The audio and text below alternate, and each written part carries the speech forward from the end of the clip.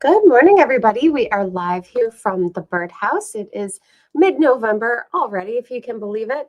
And today we're going to talk about some of the birds that are resident birds that don't migrate, that you are probably seeing in your backyard. We've been talking a lot about migrating birds, but here are some of the non-migrants and how you can attract them to your backyard.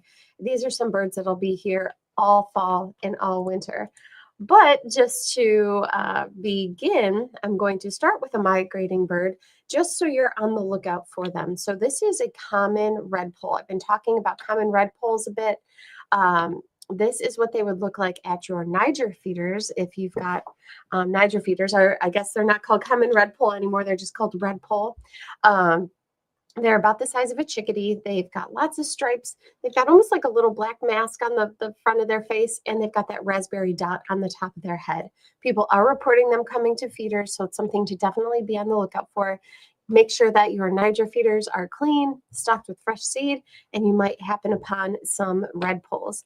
The other place to look for them are on trees that have pine cones. They cling like a chickadee does. They can cling upside down. They can cling in all kinds of directions. And so you might see them clinging onto some pine cones, grabbing the seeds out of them.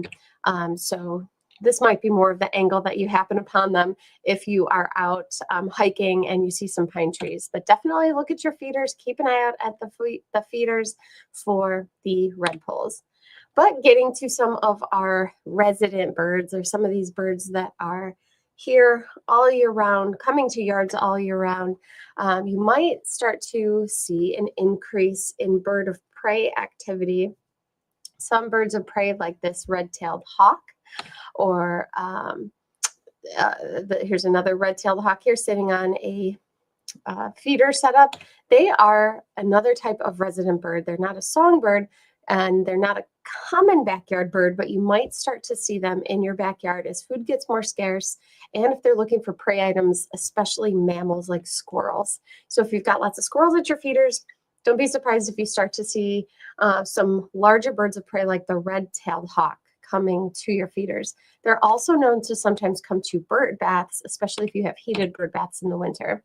So the red-tailed hawks are known to come to feeders, especially if you've got lots of mammals around, if you've got lots of squirrels or other mammals like that. But you might also start to realize that you're getting other types of birds of prey like Cooper's hawks. Cooper's hawks are very notorious for visiting feeders, especially as it gets colder and food sources get more scarce. Cooper's hawks and sharp-shinned hawks both will hunt small songbirds. So whereas the red-tailed hawks are tending to go for those bigger mammals, the Cooper's hawks and the sharp-shinned hawks are going mainly after the songbirds at your feeders. So it can be quite jarring to see them with a prey item, but they are around all year, and there's not all too much you can do to keep them from doing that. The best thing you can do to keep them from coming to your yard with your feeders up is take those feeders down for a few days, let the birds kind of disperse and go elsewhere, and that can help have the hawk go elsewhere also. But Cooper's hawks are going to be the most common that you'll see in your backyard checking out your bird feeders. Now, if you are able to put out a heated bird bath and you have bluebirds in the area, don't be surprised if you get an increase in bluebird activity. While some bluebirds migrate south for the winter, some will stay all year round where we are, and they love heated bird baths. So if you're able to plug in a heated bird bath to keep that water unfrozen, on Saturday we talked a lot about heated bird baths, you might start to see an increase in bluebird activity is what we hear a lot of in the winter months, bluebirds coming to these heated bird baths, which is pretty exciting. But then there's other birds that you can be on the lookout for if you've got your feeders up that are more common coming to feeders in the winter months, even if they are resident birds, things like the northern flicker. Northern flickers, usually in the spring and in the summer, we hear about them perched below bushes or on the ground, just kind of flicking their bill around looking for insects under leaf litter. But as it starts to get colder and their food sources aren't necessarily as accessible, we do hear of them coming to bird feeders more often, especially the suet feeders. So The northern flickers are definitely around. Carolina wrens are around all winter long, and they're becoming increasingly more common at bird feeders. You can expect Carolina wrens to come to your suet feeders or your feeders that might have sunflower hearts in them. That seems to be what attracts them the most. Mourning doves. Here's a picture sent in by Carol of a pair of mourning doves. And mourning doves are definitely here all winter long. They'll perch on your feeders if they've got perches or trays that are large enough for them to sit on, or you might just see them feeding off on the ground. And goldfinches. So we've talked about this many times, that goldfinches will come to your Niger feeders in the winter, but they're not that bright gold color. And this is a picture that Dylan had taken of a goldfinch, and this is what they look like right now. So they're not that bright gold, like a bright gold canary, but they're more subtle colors right now. And chickadees will be in yards all winter long, and they love black oil sunflower seed. They absolutely love peanuts, especially the peanut pickouts. If you can offer them any kind of seed blend, like our chickadee blend that has the peanut pickout pieces in it, the chickadees go crazy for that. They absolutely love that.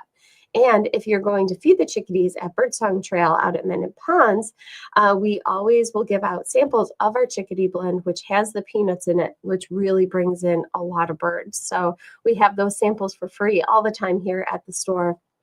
And you can come grab a sample and enjoy your time at Birdsong Trail, where the birds will feed right out of your hands. So chickadees are coming to feeders all year round. Of course, we've got the cardinals, which look beautiful this time of the year as it starts to, as we start to get some snow cover. The cardinals look gorgeous against that snow cover. And separate from the goldfinches, who will look very subtle as far as their coloration goes in the winter, the male cardinal will stay bright red. So they are this gorgeous color all year round. One bird we've been getting lots of questions about, and people have been asking how to deter a bit at their feeders, are going to be the European starlings. And European starlings right now are very speckly. They're kind of a blackish grayish color with lots of white speckles. Unlike the grackles and red-winged blackbirds, which tend to go a little further south for the winter, the European starlings will be here all winter long. And yes, they can form huge flocks at feeders and decimate feeders, and they eat just about everything. They'll come to sunflower seed feeders, they'll come to suet feeders, but the one seed that they tend not to like is going to be the safflower seed, or you can do what's called an upside down feeder. So the starlings can kind of perch on or cling onto some of these suet feeders, usually if they're right side up. If you get what's called an upside down suet feeder, it can be harder for them to cling onto it. Same with sparrows. The upside down feeders are made specifically with woodpeckers in mind. So for woodpeckers, they're made for the nuthatches, the chickadees, the titmice. They can all cling upside down onto something, but it is hard for the starlings to do that, and it's hard for the sparrows to do this. So if you're looking for a feeder that the starlings can't really get to, the upside down suet feeder is a good one. You can also do the safflower. We have the safflower seed loose that you can just pour into a feeder, or you can get the safflower logs, which are really popular. The cardinals love it. The house finches absolutely love the safflower. Purple finches like it. If you've got the evening grosbeaks around, if you're lucky enough to get those, they'll eat the safflower seed.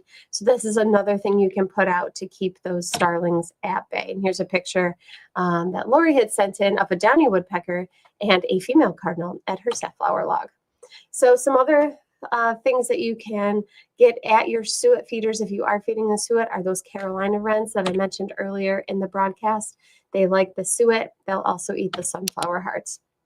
And you might get some of the other clinging birds like the white-breasted nuthatch or the red-breasted nuthatch, which will come to suet feeders or even your mixed seed feeders.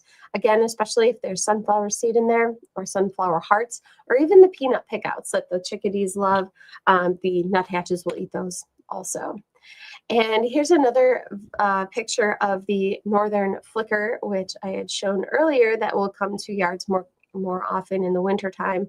You might get this view of them, which will show their yellow wash that's underneath their feathers. So We have multiple woodpeckers that are here all year round. The downy woodpecker, the hairy woodpecker, pileated woodpecker, red-bellied woodpecker. They come to feeders pretty commonly all year round. This northern flicker is going to be more common at feeders in the wintertime, and they're called the yellow-shafted flicker because the underside of those feathers are yellow. So you can really see that here in that photo, in this photo. These are downy woodpeckers coming to a seed log feeder, and seed log feeders are super popular if you don't want to keep refilling your bird feeders, keep refilling your tube feeders. The seed logs are great. You put them on a feeder that has some kind of a stick in the middle or a rod. That log will just slide right down on the feeder, and the birds have to peck away at the seed, so it takes them longer to eat through that seed usually than it would just pouring it into a feeder. So these are super popular as the weather gets worse. If you don't want to go outside and refill your feeders all too often, these seed logs are awesome. And if you're looking to attract more of a diversity of birds, make sure you're adding peanuts. I mentioned a few times so far the peanut pickouts, or the insides of the peanuts. That's what's on the right-hand side here. That's a peanut pickout feeder.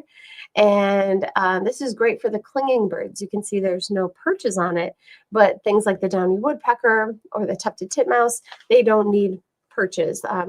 The chickadees, none of those birds need the perches. They can just cling onto the side of the feeder. They'll pick out the little pieces of the peanut, and they absolutely love that. So you can offer the birds the peanut pickouts or even peanuts in the shell. And that's what's on the left-hand side here. I love this feeder for peanuts in the shell. It has a nice big perch on it.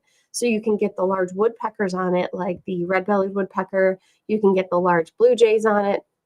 And so it's got tons of perching room, and they absolutely love the peanuts in the shell. So it's another thing you can offer to the birds to get more of a diversity of birds in your yard and to give them some protein and some fats, which they definitely need during the winter months.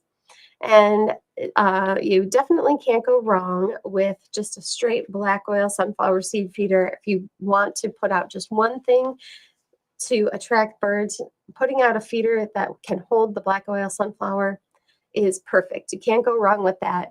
That'll attract the most diversity out of any one type of food.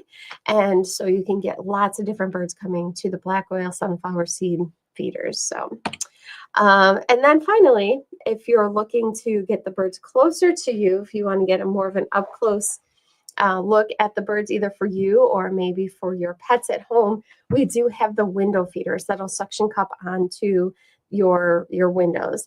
And the thing with the window feeders are you want to attach them when it's about 50 degrees or warmer on your window. So we've got a few of those days, I think, still left in us. But if you want to have one of these window feeders up for the winter, I would definitely consider getting one sooner rather than later, so you can attach it to the window when it's got a better possibility of really sticking on there. If it's put on when it's too cold, sometimes it'll stick, but sometimes it'll fall off after a couple weeks or so. So you want to make sure to put them on when the temperature is right. So those are really popular for kids, for pets, for classrooms, for everybody really. Who doesn't want to see those birds come up nice and close to the window? Let's see, if you've got comments, you can put them in the little comment box. It looks like Stephanie's got some comments. She says, "Good morning, everybody. I'm still seeing mostly sparrows with regular visits from a few cardinal pairs, a variety of woodpeckers, and occasional chickadees, white-breasted nuthatch, titmice, and juncos.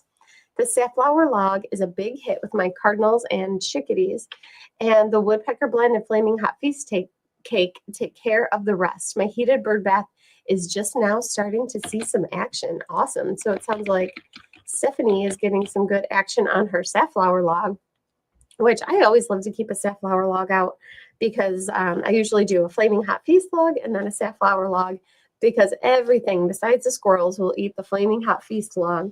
So that goes real quickly. The safflower log, not as many birds eat it, but I get a ton of cardinals on it, and the house finches love it.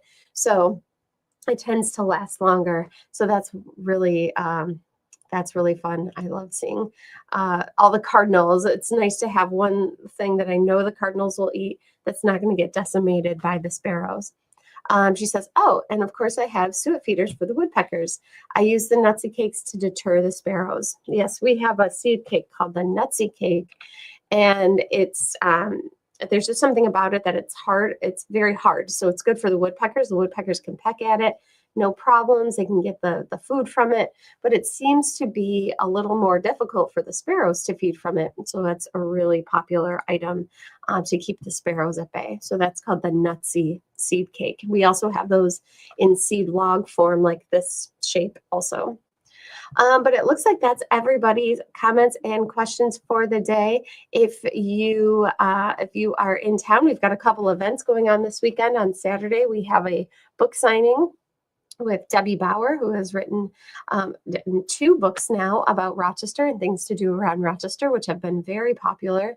And then on Sunday, we have a trunk show from Finger Lakes Stained Glass. We'll be here with stained and fused glass pieces for show and for sale. So that's going on this weekend. We've got an event Saturday and Sunday. For more information on either of those, you can visit our website, which is thebirdhouseny.com, to see those events and all the other things we have going on for the rest of the year, which we've got something going on every weekend. So there's lots going on, and you can see all of that information on our website or on our Facebook page. And so we are logging off here for the day, but until next time, have a wonderful week, and we will talk to you soon. Enjoy your birdies.